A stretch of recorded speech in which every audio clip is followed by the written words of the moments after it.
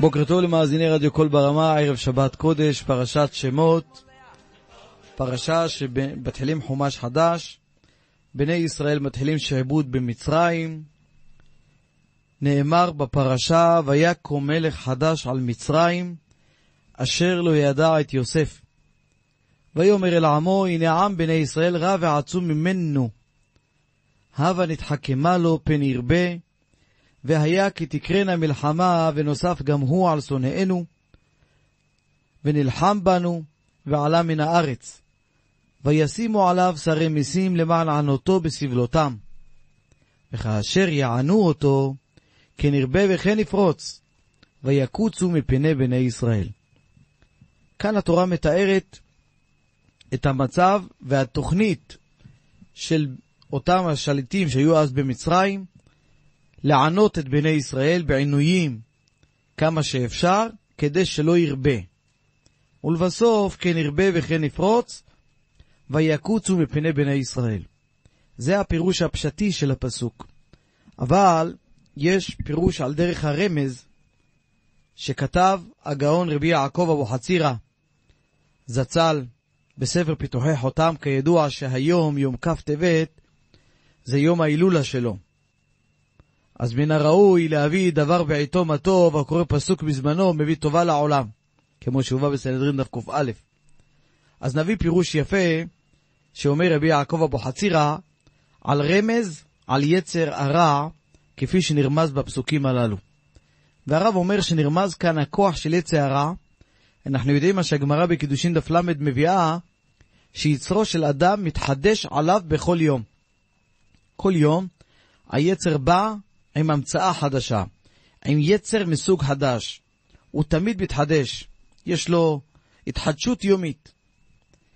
אדם יודע שיצרו מתחדש עליו בכל יום, לכן האדם צריך להתגבר יותר ויותר, וגם הוא להוסיף כוח חדש ותגבור את אחרת, כדי להילחם היצר שבא עליו כל יום מחדש. זה גם כן מה שאומר התנא במסכת אבות בפרק א', ודלה מוסיף יסף.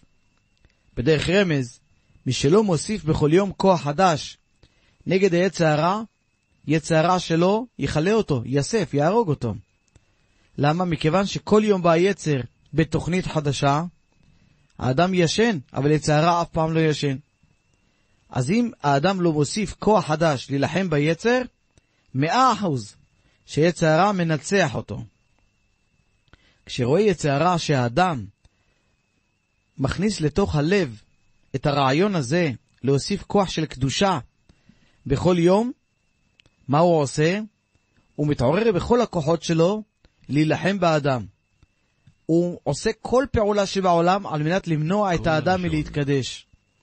והוא מביא על האדם צרות, מיסים, פרנסה, ענייני רפואה, כל זה כדי שהאדם יפסיק מלהתעלות בדרך שהוא התחיל בה. ואז הוא ילך בדרך שיצר הרע רוצה שאדם ילך. אבל התורה מגלה לנו סוד, שאם האדם ימשיך להילחם ביצרו עוד קצת, הוא מנצח ויצר הרע לא יוכל עליו יותר. הרעיון הזה רמוז בפסוקים הללו, אומר רבי יעקב אבוחצירא. ויקום מלך חדש. מי זה חדש? יצר הרע. הוא נקרא מלך חדש. בקהלת קרא לו שלמה המלך, טוב ילד מסכן וחכם ממלך זקן וכסיל. עדיף ילד מסכן וחכם יצר הטוב ממלך זקן וכסיל. מלך זקן וכסיל זה יצר הרע שמוביל את האדם לדרך רעה. כך תרשו בעבוד רבי נתן פרק ט"ז ובקהלת רבה פרשת ד'. הוא נקרא בשם חדש, מלך חדש. למה? מכיוון שהיצר מתחדש על האדם בכל יום. אמרנו כל יום יש לו המצאה חדשה. הוא מביא לאדם כל מיני יצרים, כל דקה משהו חדש.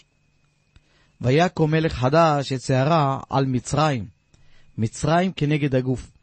הגוף של האדם כולו פגעים, יש לו כל מיני מאורעות. היום היה לו מריבה בבית, מחר יש לו מריבה עם הבוס שלו, עם בעל המפעל, אחר כך יש לו איזה בעיה ברפואית, אחר כך איזה שכן התקוטט איתו. בקיצורו של דבר, האדם אפשר לכנות אותו בשם מצרים, כי הגוף שלו כל הזמן יש לו מצרים, לחצים. ויקום מלך חדש יצא רע על מצרים, על הגוף, אשר לא ידע את יוסף.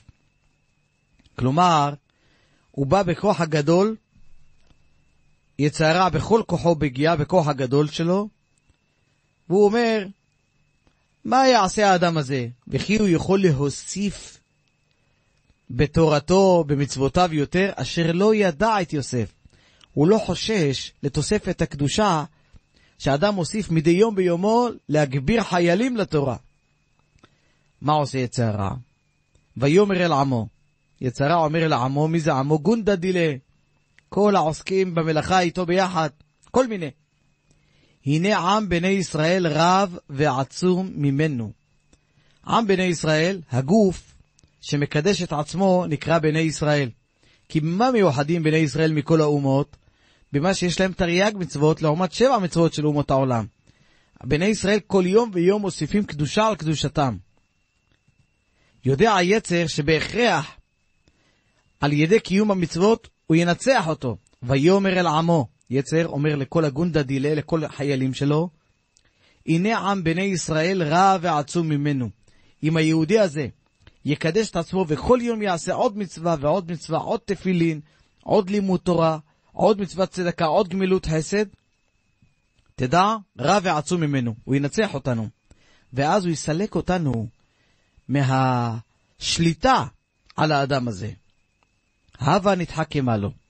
בוא ונעשה איזה עצה לבטל את היהודי הזה מעבודת השם. למה? כי אם לא נבטל אותו מעבודת השם, פן ירבה. במה? בקדושה. והיה כי תקרנה מלחמה, כשיהיה מלחמה עם הסתרה האחרה של הקדושה, עם הסתרה די קדושה, שהם שונאינו, של היצר, ונוסף גם הוא על שונאינו. הוא יעשה איתנו מלחמה, ונלחם בנו, ועלה מן הארץ. כל ניצוצות הקדושה המוטמעים, הוא יעלה אותם מן הארץ, יעלה את הכל למעלה, ואז ייקח מתחת ידינו גם את מה ששלטנו, כי אם הוא יהיה צדיק כל כך גדול, הוא ילך ויחזיר אנשים בתשובה. ואז, ונלחם בנו, כבר גם באותם החיילים שכבר יש ליצר רע, ועלה מן הארץ, יחזרו אנשים בתשובה. וזה הביטול של כוח חיות של יצר רע. לכן מה עושה יצר רע? מתחכם על האדם. מה הוא מתחכם? הוא נותן בלב שלו לרדוף אחרי הבלי הזמן. לטרוח, לאסוף ממון רק. והוא אומר לו, תשמע, אתה צריך לטרוח לפרנסת ביתך, בני ביתך. אל תשכח, יש מיסים, יש ארנוניות. כל יום יש לך משהו. אם אתה לא תטרח כל ימיך יום ולילה, איך תצליח להיות איש עשיר? זה מה שאומר. זה היצר. תשמעו מה אומר היצר. וישימו עליו שרי מיסים. הוא בא ומפתה את האדם לכל ההוצאות שיש לו. פעם אחת הוא צריך לנסוע לאמריקה לטייל. פעם הוא צריך ללכת להוצאות אחרות. פעם למסעדות. כל זה הוצאות. שרי מיסים. ואז אתה צריך ללכת לעבוד בשביל זה. הכוונה שלהם למען ענותו בסבלותם, שיהיה טרוד בענייני דברים אחרים, כדי לפרנס את כל ההוצאות המשונות שלו. ממילא הוא מתבטל מעבודת השם. וזה מה שכתוב, וכאשר יענו אותו כנרבה וכנפרוץ. כמה שמענים את האדם במחשבות, להטריד אותו מעבודת השם, כדי שיתעסק בהבלי העולם, והאדם לא שומע ליצרו, אז הקדוש ברוך הוא עוזר לו, והוא כן ירבה וכן יפרוץ, וינצח את יצרו עד כדי כך, ויקוצו מפני בני ישראל. היצר הרע וכל הגונדד שלו, כל הקבוצה איתו, החיצונים, לא מוצאים נחת רוח מאותו אדם, כי זה הביטול של החיות שלו. אם כן, מכאן ראינו מזה, כל הכוח של יצר הרע זה לפתות את האדם דווקא, על ידי שהוא מסיח את דעתו לדבר אחר, ומעסיק אותו בצרה חדשה, ואז הוא חוטף מהאדם את כל מה שהאדם הכין. מספרים על זה, שהיה בכפר אחד, כוכבן, זה כפר שנמצא בתימן. היה יהודי אחד, קראו לו שמשון. שמשון הזה היה נשוי, הייתה לו אישה, אבל עדיין לא היה לו ילדים. שמשון הזה היה קמצן גדול מאוד. מרוב הקמצנות, לא היה קונה בשר, לא לו ולא לאשתו. והיה אומר לאשתו שתעשה כל יום איזה מרק שנקרא מרק זקרה. זה מרק עם תבלינים ובצל וקצת שמן וביצה. בקיצור, מרק פשוט זה האוכל. אשתו לא הייתה ממשפחה פשוטה, היא הייתה משפחה מכובדת. היא לא רצתה להרוס את הבית, לא רצתה לריב איתו, סבלה את הקמצנות של בעלה, ותמיד התנהגה איתו בתבונה ובסבלנות. לבעל הזה היה לו חבר בכפר קרוב לשם. לחבר קראו סעדיה. סעדיה היה בדיוק ההפך של שמשון.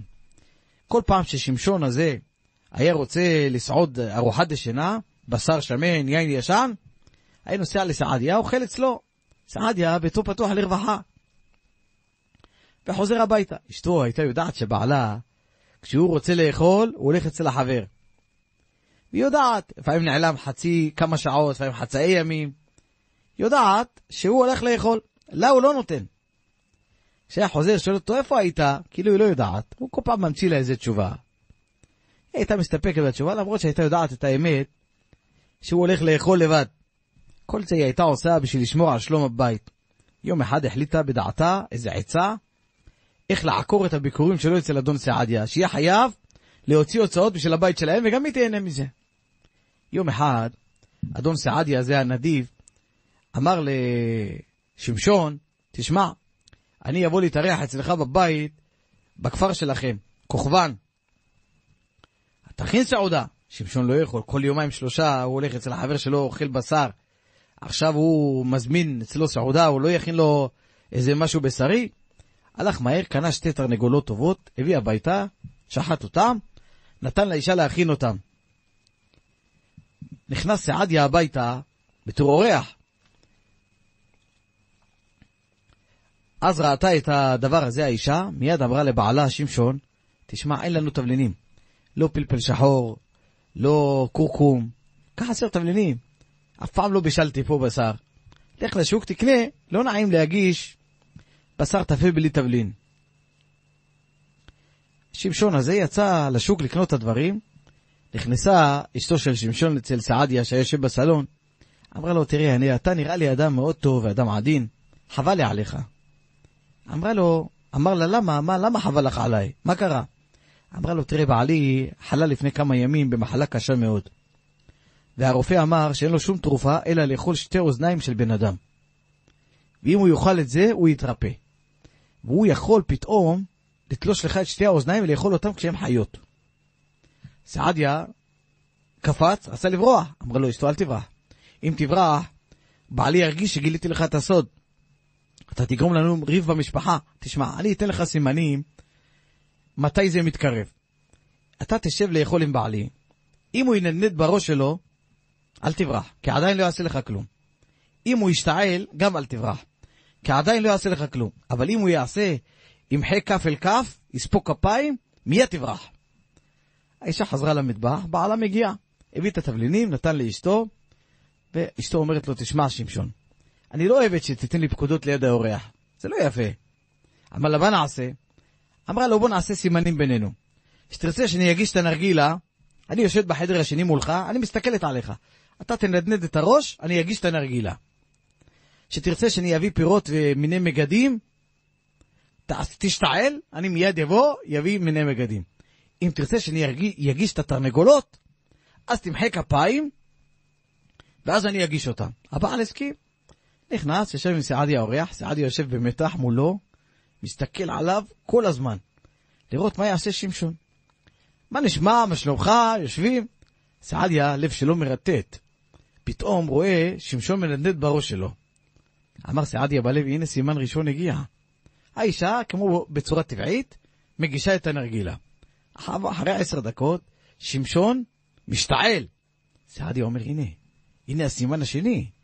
האישה הביאה פירות ואגוזים, וכמובן הביאה גם כן סכין. לחתוך את הפירות. סעדיה הבין שהסכין מזומן לחתוך את האוזניים שלו.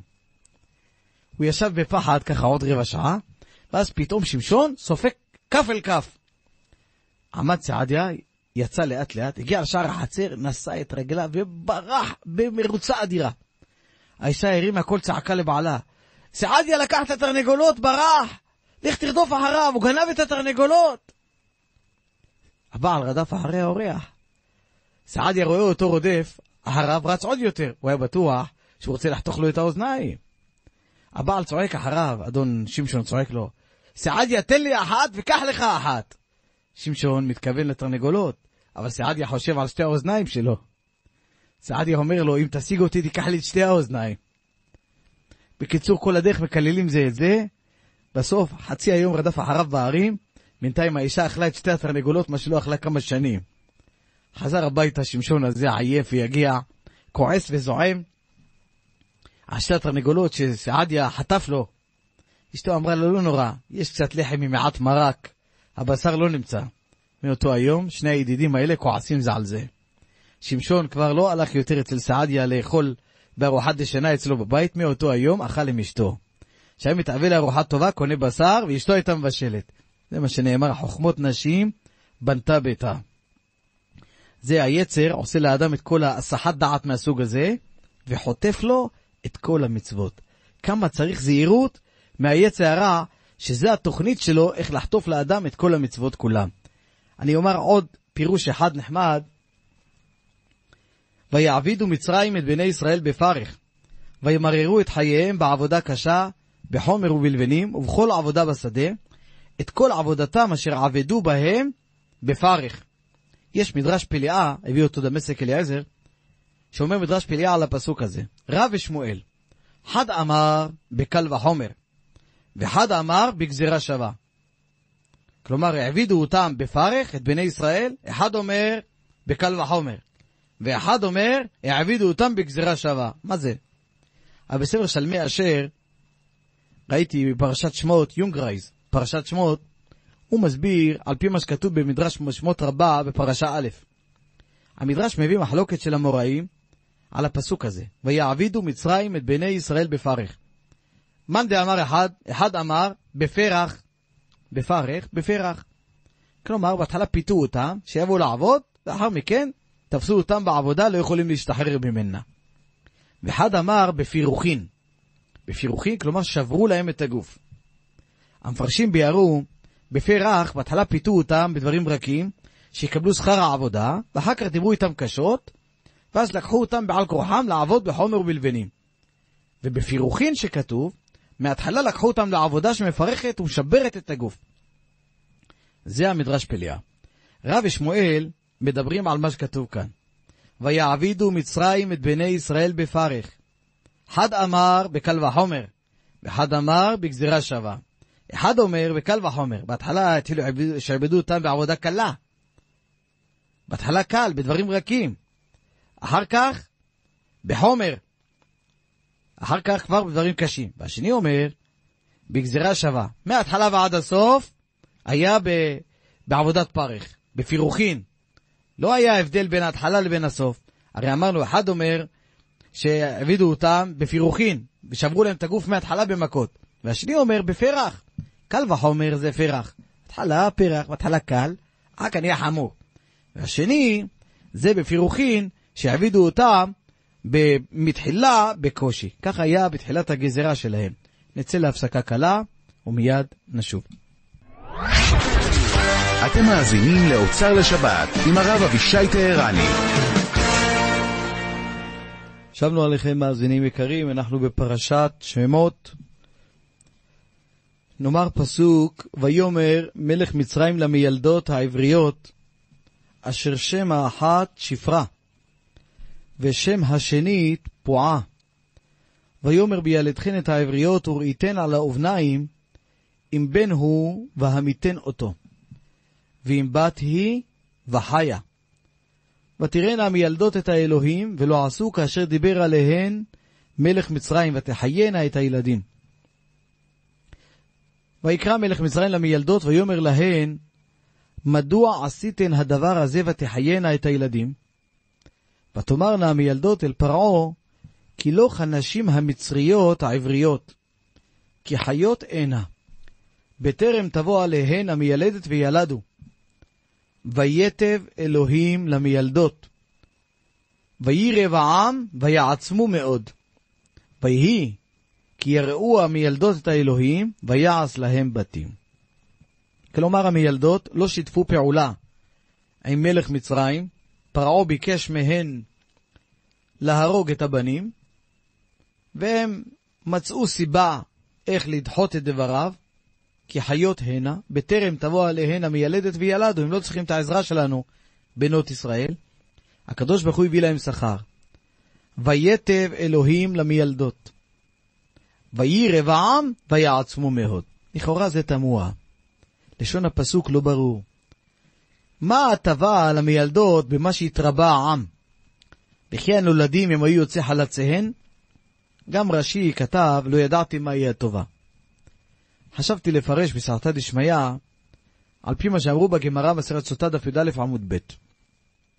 הגמרא אומרת, מי היו המילדות? רב סובר שהיו כלה וחמותה, יוכבד ואלישבע בת עמינדב. זו שהייתה לימים אשתו של אהרון הכהן. רב שמואל בר נחמני אמר, הם היו אישה וביתה, יוכבד ומרים. אם כן, ההטבה הייתה במה שהעם התרבה. והיה לבנים שלהם, משה ואהרון, או לבעלה של אלישבע, אהרון הכהן, או למרים, שאהרון ומשה זה אחיה, היה להם עם, שיוכלו להנהיג אותו. ידוע מה שכתוב בפרקי דרבי אליעזר פרק י"א, אין מלך בלא עם. אם אין עם, אדם לא יכול לממש את ההנהגה שלו. אדם יש לו דברי תורה בלב להוציא אותם. אם אין מי שיהיה חברים מקשיבים לקולך, למי הוא ידבר? זו הייתה הטבה גדולה מאוד. למה זה דומה? לאישה שהתרבה החלב שלה מאוד, ומציק לה להניק, ואין לה שום תינוק להניק. היא מצטערת מאוד. כך ישראל, כמה שישראל נהיו עם גדול יותר, התרבו יותר, גם ההטבה גדלה למשה ואהרון, שינהיגו עם גדול ביותר ויקרבו אותו לאביהם שבשמיים. בגמרא בסנהדרין דף י"ט כתוב שכל המלמד את בן חברו תורה, מעלה עליו הכתוב כאילו ילדו. נמצא שלמשה ואהרון יש חלק בהם, לכן זו הטבה למילדות. זה מה שאומר. ויתב אלוהים למילדות. במה הטבה? וירב העם ויעצמו מאוד. ההטבה הייתה שהתרבו עם ישראל ונהיו עם גדול. זה פירוש אחד. חשבתי עוד פירוש יפה, בסעתא דשמיא, מה ההטבה שנעשה למילדות.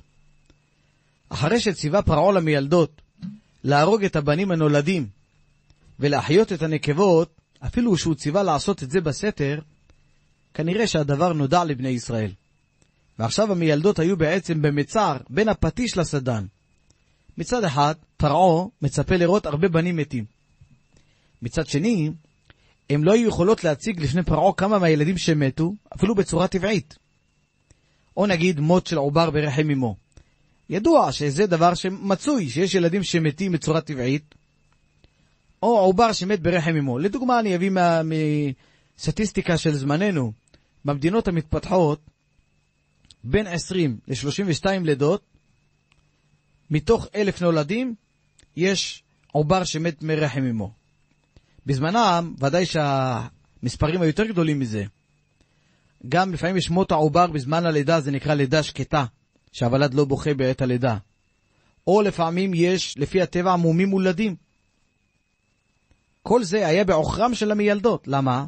עכשיו, אחרי שהתפרסם בבני ישראל, מה ביקש מהם פרעה? כל ילד שיהיה מת, או כל מום שיהיה לילד, אפילו יהיה לו תבלול בעינו לילד, או קרע בשפתיים, יגידו, המילדות, היה להם ניסיון להרוג את הילד, ולא הצליחו, אבל פגעו בו והזיקו בילד. הנה יש לו פצע, הנה יש לו ככה. נמצא שהמילדות היו בין הפטיש לסדן. גם אותם הלידות, שהיו מצד הטבע, נגזר עליהם שהילד יהיה לו איזה מום, או ילד ימות בלידה, כאן הם היו במצר שגם את זה הם לא יכולים שזה יתקיים. מכיוון שהמילדות יראו את השם, ובכלל לא התכוונו לעשות מה שדיבר פרעה, עשה להם הקדוש ברוך הוא נס גדול. כל אותם ילדים שהיו צריכים להיוולד מתים, או בעלי מומים מצד הטבע, לא מתו. ולא נעשו בעלי מומים. כולם יצאו חיים, דשנים ורעננים. כדי שלא יגידו ישראל, שהמילדות גרמו למוות, או גרמו שיהיה בעל מום. זה הנס שנעשה למילדות. וזו ההטבה שלהם. שאף אחד לא חשד אותם שניסו להרוג את בנו. ממילא התרבה העם מאותם הילדים הנולדים, כי לא נעדר מהם אפילו אחד. אז יש כאן הטבה גם למילדות וגם נתרבה העם. זה מה שאומר הפסוק. ויתב אלוהים למילדות, וירב העם ויעצמו מאוד. השם היטיב למילדות על ידי שהעם לא מת אפילו אחד, גם מאלה שהיו צריכים למות. רואים מזה שהאדם מנסה לעשות פעולות במרמה, לענות אנשים אחרים, הקדוש ברוך הוא הופך את הגזרה. ועד רבה, מה שהוא חשב פרעו לעשות לבני ישראל פן ירבה, דווקא זה הרבה את ישראל יותר. שגם אותם שבכל מדינה ומדינה אחרת היו מתים בלידה, במצרים מתהפך הדבר. כולם קיבלו כמו ביטוח חיים. ועד רבה, כולם חיו. כך התרבו ישראל. שאדם מנסה לסדר לעצמו כל מיני חוקים משלו, לפעמים נהפכים עליו, והוא יוצא מנושל מכל וכל. מספרים על זה, היה יהודי אחד סוחר, חצה את המדבר, והיה בידו צרור כסף, כדי לעשות בזה סחורה. בדרך התנפלו עליו איזו קבוצה של שודדים, ולקחו לו את הממון. הוא היה תוהה, אבל, בלי כלום. פתאום ראה פרש אחד חמוש. והפרש רואה אותו עצוב. אמר לו, מה יש לך? סיפר לו כל מה שקרה לו. אמר לו הפרש, תראה, יש לי כלי נשק. אם אני ארדוף ואני אשיג אותם, ואני יוציא מהם את מה שהם גנבו לך, מה יהיה השכר שלי? אמר לו, יתן לך 10. אמר לו הפרש, לא מסכים. אמר לו, אני גנב, תשמע, אני אתן לך 1/10. אמר לו, לא מסכים. אמר לו סוחר, אתה יודע מה? תיקח את הכל ותיתן לי רק מה שתרצה.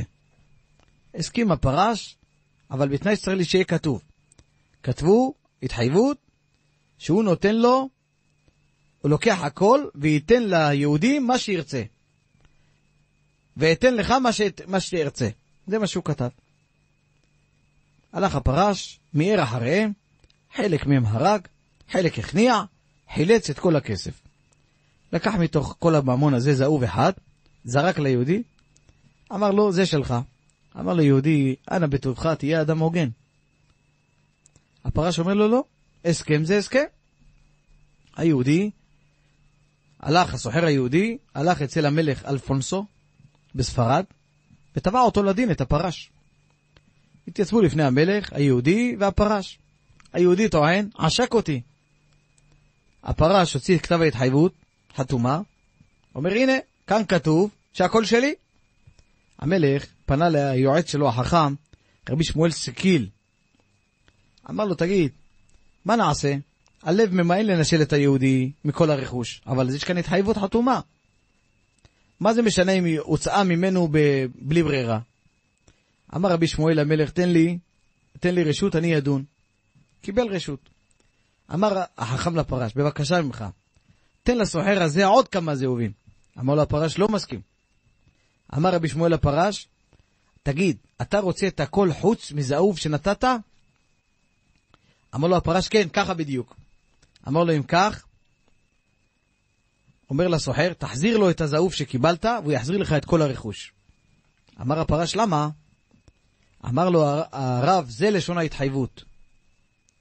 קח הכל ותן לי מה שתרצה.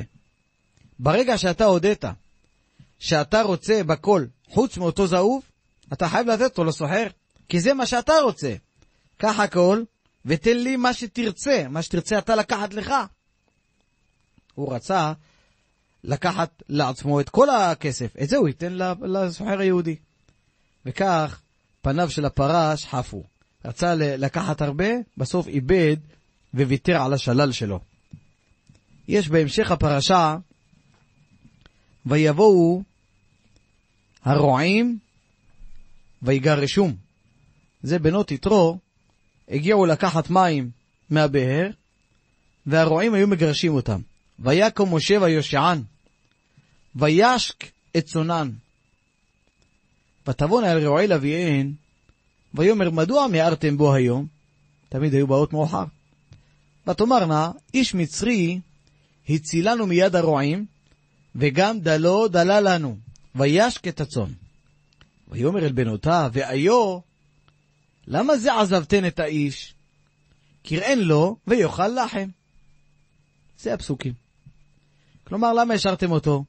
יבוא יאכל לחם. מה זה לחם? רש"י מביא, אולי יישא אחת מכם, כמו שכתוב פרשת וישב, כי אם את הלחם אשר הוא אוכל. ככה דרשו באמת בשמות רבה בפרשה א' סימן למד ב'.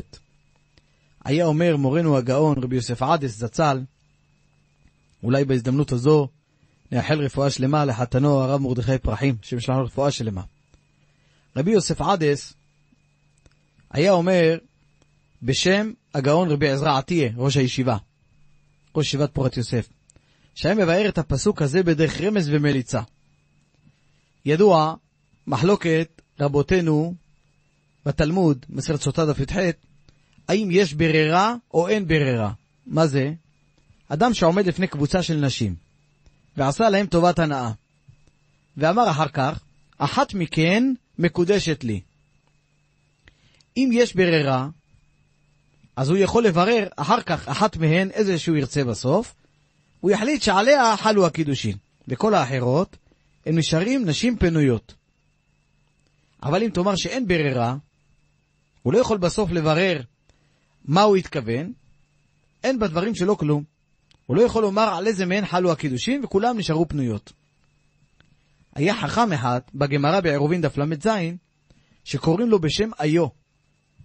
החכם הזה סובר שאין ברירה. כלומר, אין דבר כזה שאדם יאמר לקבוצה של נשים, אחת מכם מקודשת לי, ואחת תהיה מקודשת. אף אחת לא מקודשת. אתה בשביל לקדש צריך להגיד, תפנה לאותה אישה ותקדש אותה. לכן הוא לא יכול לומר שהתכוון לאחת מהם, אלא אף אחת לא מקודשת. ההלכה באמת כמו סברת אותו חכם איו. כך פוסק מרן בשולחן ערוך באבן העזר סימן קל"א, זה בהלכות גיטין, אבל זה אותו דבר.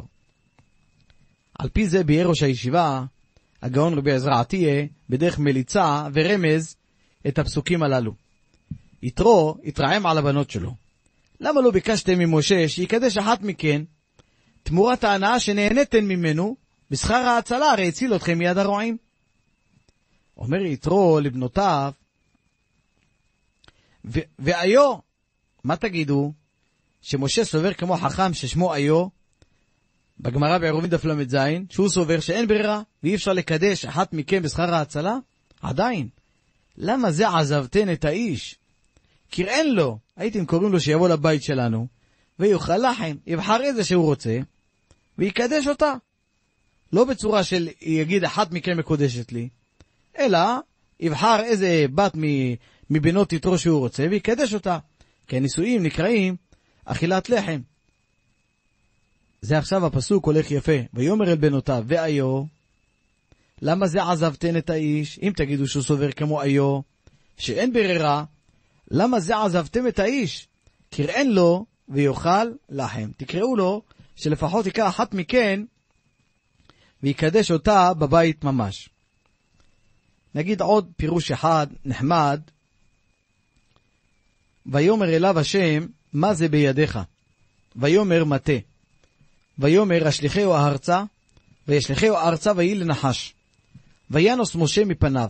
ויאמר השם אל משה, שלח ידך ויחוז בזנבו, וישלח ידו ויחזק בו, ויהי למטה בכפו. זה הקדוש ברוך הוא אומר למשה, זה דוגמה של נס שהוא צריך לעשות לפני ישראל, הופך את המטה לנחש. שואל מהריל דיסקין, למה הפסוק תופס לשון השליחהו ארצה? מה זה בידיך? ויאמר מטה. ויאמר השליחהו ארצה. יגיד, הניחהו ארצה. עוד, למה הצטווה משה? ויאמר השם אל משה, שלח ידך ויחוז בזנבו. בטח, וכי אפשר ליחוז בלי לשלוח את היד? מבאר מהריל דיסקין פירוש מאוד נחמד. הוא אומר, השלכה, שאני אומר תשליך, תוספות במעילה דף י"א אומרים, זה מרחק של 22 אמה. זה נקרא השלכה. כל פעם שאומרים תשליך, זה 22 אמה. תוספות עושה חשבונות. לכן, כשמשה הצטווה השליחהו, אז איפה הוא השליך את המטה? מרחק של השלכה, כמה זה? 22 אמה. עכשיו, איך הוא יכול להרים את זה בחזרה?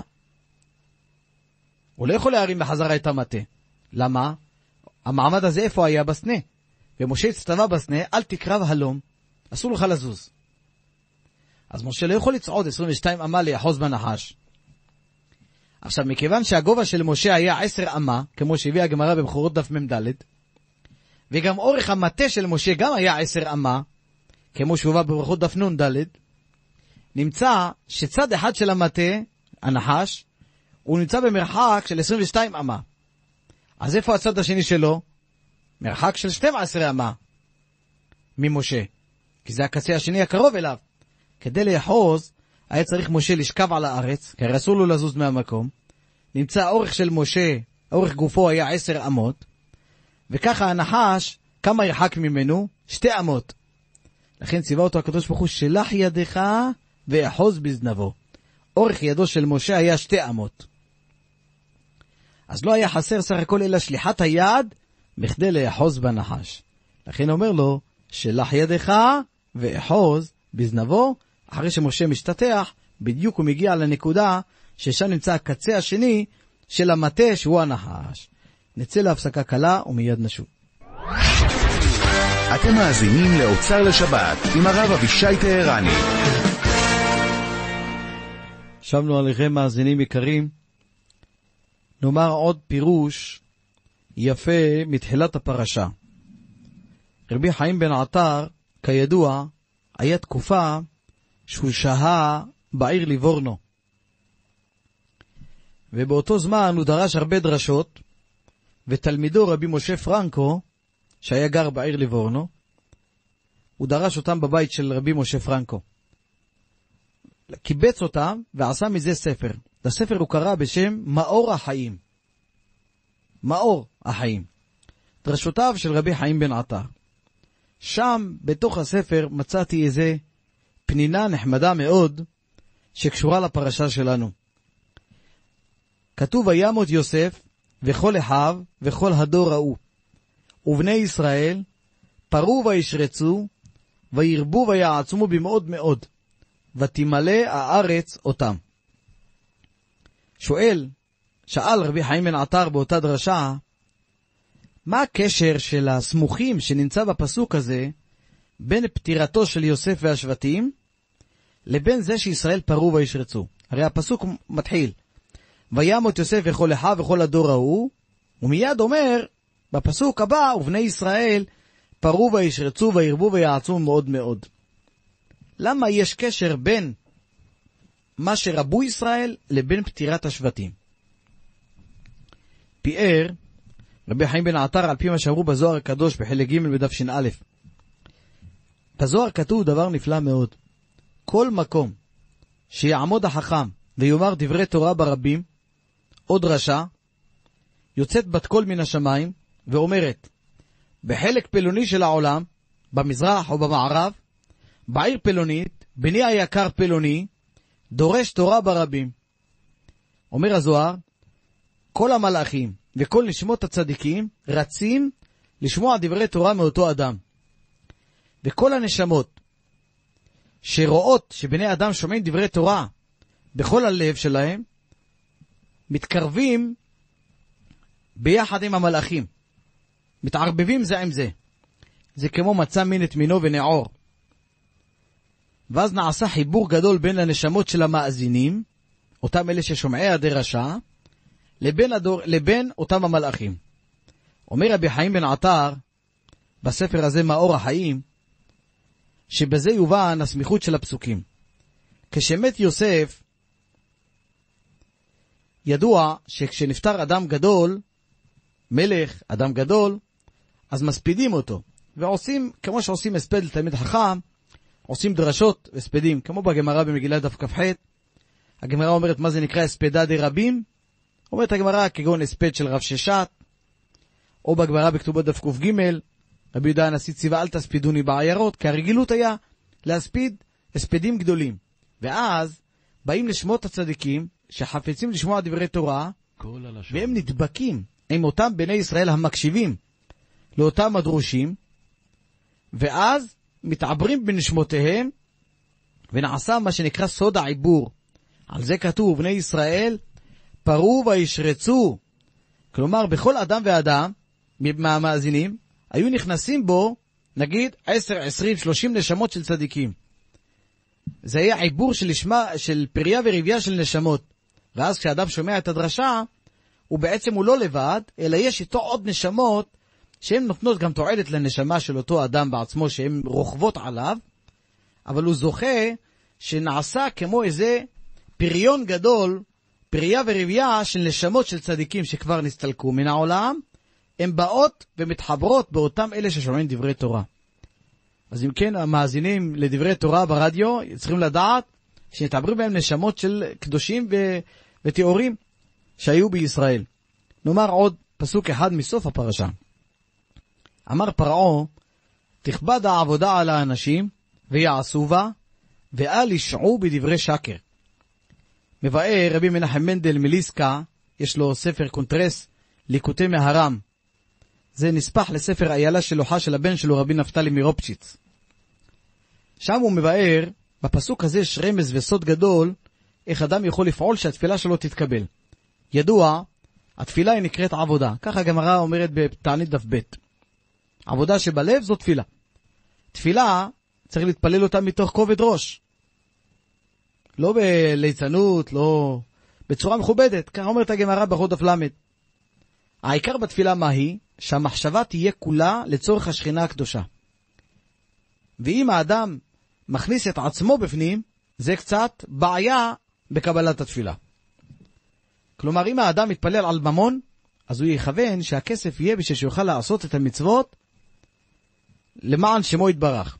אם האדם מתפלל על אריכות ימים של בניו או של עצמו, יתכוון שיאריכו ימים לצורך עבודת השם ולתורתו. כל דבר שאדם מתפלל על עבודת השם, התפילה שלו מתקבלת מיד. ידוע, כל בקשה על דבר רוחני מתקבלת מיד. כך כותב רבי חיים פלאצ'י בספרו צוואה מחיים בשם רב סעדיה גאון, שכל שאלה שאדם שואל מהקדוש ברוך הוא, אפילו אם הוא לא יהיה אדם ראוי שישמע לו הקדוש ברוך הוא את התפילה שלו בגלל האדם הזה עצמו המבקש, אם התפילה היא לכבודו של השם, השם שומע עלה. חזר על זה גם בספרו כף החיים, בסימן י"א. גם רבי יהודה החסיד בספר החסידים סימן קל"א מביא, שאם אדם מבקש מהקדוש ברוך הוא דבר שהוא שבח לקדוש ברוך הוא, אדם רוצה להבין תורה, אומר ריבונו של עולם תעזור לי שאני אבין את התורה, או רוצה איזה דבר שהוא שייך לחפצי שמיים, ושופך את נפשו על הבקשה הזו, הקדוש ברוך הוא שומע על התפילה שלו, גם אם אין בידו מעשים טובים. כל זה נרמז בפסוק. תכבד העבודה על האנשים. איזו עבודה מדובר? עבודת התפילה. שהיא צריכה להיות תכבד, צריכה להיות עבודת התפילה בכובד ראש. ויעשו בה. כלומר, התפילה תהיה בכדי לעשות לצורך השכינה הקדושה. שגם כשאתה מתפלל על איזה דבר לצורכי העולם הזה, שהוא עולם העשייה, הכל יהיה לצורך השכינה הקדושה. התפללת שייתן לך חוכמה, חוכמה להבין דברי תורה. ממילא גם כן החוכמה תישאר לך גם לשאר דברים, לא בשאר דברים תהיה טיפש פתאום.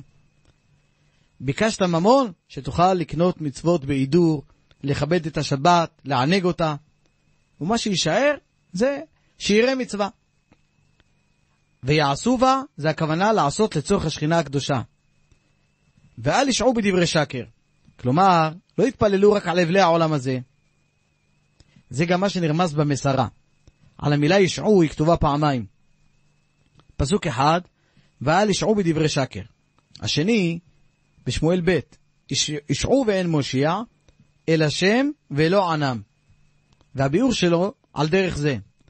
אל ישעו בדברי שקר, בדברי העולם הזה. כלומר, גם כשבן אדם שועה, מתפלל, שלא יהיה רק דברים שקשורים לעולם הזה. כי אם הם יעשו כך, אז ממילא ישעו ואין מושיע, אל השם ולא ענם. כי אם האדם מתפלל רק על ענייני העולם הזה, אז זה ישעו ואין מושיע, תפילתו לא תתקבל. אדם לא צריך להתפלל רק על ענייני העולם הזה, אלא להתפלל לצורך השכינה הקדושה. יתפלל שהקדוש ברוך הוא ייתן יערי רוח ממרום, והאנשים מליבם לבד יימשך לקיים תורה, לקיים מצוות, לעשות את המצוות מתוך שמחה, מתוך הנאה, מתוך חדווה, לא בצורה שהאדם מרגיש כאילו כופים אותו לעשות מצווה, אלא ששון ושמחה עם הצבע. זה אדם צריך להתפלל על זה, ואז האדם זוכה שהתפילה שלו בוודאי היא תתקבל. נודה למאזינים היקרים ששמעו אותנו, לפרסם את הדברים, להגיד דברי תורה בכל מקום. נודה לדוד טוויטו בבני ברק, ותודה רבה לכל העוסקים במלאכה בירושלים. שבת, שלום ומבורך. Zere Madlikesh, Ref Chiste Krukotzet, Ref Nachmen Mevi Mayim, Ref Sachrem Menake, Rosha Behema, Hakol Lekovet Shabbos, Hakol B'yira, Hakol B'yava, Hakol Lekovet Shabbos. עולם שלם של תוכן מחכה לך בכל הלשון. 03-617-1111